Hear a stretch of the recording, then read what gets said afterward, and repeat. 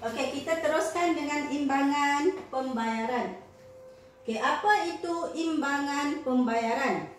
Ya, imbangan pembayaran ialah catatan aliran masuk dan aliran keluar wang daripada aktiviti ekonomi antara sesebuah negara dengan negara yang lain.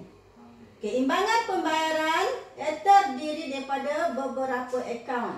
Ya. Yang pertama ialah imbangan perdagangan, imbangan perkhidmatan, imbangan pendapatan, imbangan pindahan bersih. Campur keempat-empat imbangan ini, kita akan dapat akaun semasa. Akaun semasa kita tambahkan dengan akaun modal, tambah dengan akaun kewangan, tambah dengan kesilapan dan ketinggalan, maka kita akan dapat imbangan keseluruhan ataupun kita panggil imbangan pembayaran. Okey, sekarang kita lihat satu-satu akaun. Apa itu imbangan perdagangan ataupun kita panggil akaun perdagangan? Ya, imbangan perdagangan ialah perbezaan antara ekspor, nilai ekspor barang saja, ya, dengan import barang. Ya, perbezaan antara nilai ekspor barang dengan nilai import barang saja. Imbangan perkhidmatan ialah perbezaan antara nilai ekspor perkhidmatan dengan nilai import perkhidmatan. Okey, ini barang, yang ini perkhidmatan saja. Perkhidmatan ada 4 jenis. Yang pertama ialah perjalanan. Perjalanan ni maksudnya pelancongan. Ya, orang Malaysia melancong ke luar negara, orang luar negara melancong ke Malaysia. Yang kedua, pengangkutan. Perkhidmatan pengangkutan ni perkhidmatan kita menggunakan ya kapal ke, kargo ke dan lain-lain ya. Urus niaga kerajaan ada banyak ya, kemudian lain-lain perkhidmatan pun ada banyak. So ada 4 kategori perkhidmatan. Okey. Akaun yang ketiga ialah akaun pendapatan. Ya, akaun pendapatan ialah perbezaan antara keuntungan pelaburan ya, tempatan di luar negara dengan keuntungan pelaburan asing dalam negara. Ya, jadi perbezaan antara orang tempatan yang melabur ke luar negara dengan keuntungan pelaburan orang asing yang melabur ke dalam negara kita. Ada 2 ya item di dalam akaun ini, iaitu keuntungan pelaburan dan pampasan pekerja. Ya, orang asing melabur ke Malaysia, ya, dia bawa balik untung. Orang Malaysia melabur ke negara asing, bawa balik untung ke dalam negara. Ya.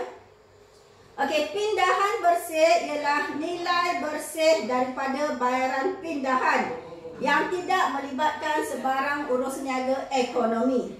Ya, pindahan bersih ada 3 kategori. Pindahan rasmi, iaitu kerajaan pindahkan wang atau terima wang. Ya, pindahan swasta ya, dan juga derma. Ya, ini tidak melibatkan aktiviti ekonomi tapi kita dapat duit. Contohnya atau kita beri wang. Campurkan akaun perdagangan, akaun perkhidmatan, akaun pendapatan, akaun pindahan bersih, campur semua, kita akan dapat akaun semasa. Ya.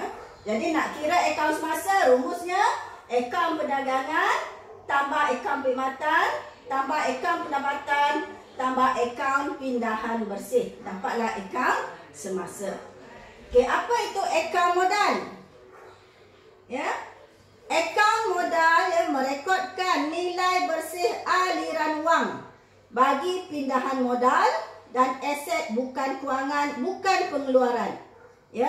Okey, aliran wang di sini adalah tabungan. Nah, ya. Orang asing menabung di Malaysia, orang Malaysia menabung di luar negara. Ya, contoh-contoh di sini adalah pindahan modal. Ya, pindahan modal, kemudian yang kedua aset, bukan kewangan, bukan pengeluaran. Maksud di sini dia pindahkan wang tu bukan untuk pelaburan langsung. Nah, ya. Jadi di sini contohnya akaun modal ni senang, tabungan lah. Yang kedua akaun kewangan.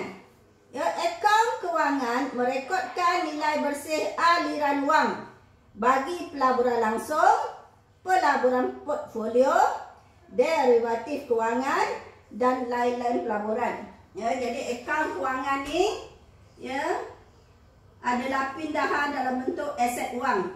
Ya, aset wang dan aset kewangan. Contoh di sini ialah ya, pelaburan langsung. Ya, pelaburan portfolio. Ingat lagi tak bezanya apa? Ya, pelaburan portfolio.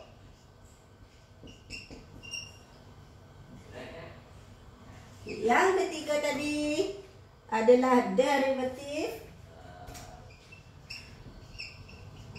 kewangan. Ya. Dan juga lain-lain pelaburan. Okay. So apa beza akaun modal, akaun kewangan? Akaun modal ialah keluar masuk wang dalam bentuk wang, iaitu tabungan. Akaun modal keluar masuk dalam bentuk pelaburan. Ya, contohnya beli surat jaminan kerajaan, beli saham, beli bond, beli aset hartanah. Ini contoh-contoh dia. Contoh-contoh ya, pelaburan portfolio. Ya, contoh pelaburan langsung ni, ingat kita keluarkan barang, beli barang. Ya, portfolio ni contohnya beli bond. Beli apa lagi? Beli surat jaminan kerajaan. Dan lain-lain. Ya. Okey. Kemudian kesilapan dan ketinggalan. Apa itu akaun kesilapan dan ketinggalan? Ya, kesilapan dan ketinggalan ini menyelaraskan perhitungan aliran masuk dan keluar wang sesebuah negara. Ya, wujud apabila aliran wang tidak dapat direkod dengan tepat. Ya, wujudnya kesilapan dan ketinggalan ini apabila ada rekod duit keluar, duit masuk. Ya,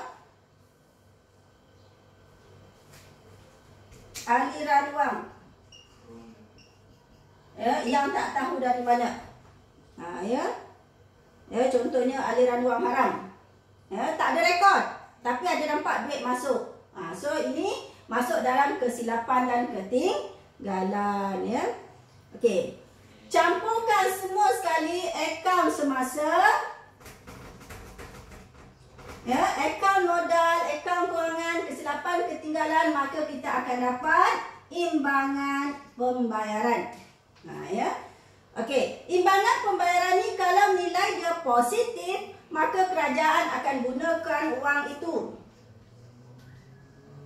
Ya. Membeli rizal mata wang asing. Ya. So kalau nilai imbangan pembayaran positif, maka kerajaan akan beli rizal mata wang asing simpan dalam bank pusat.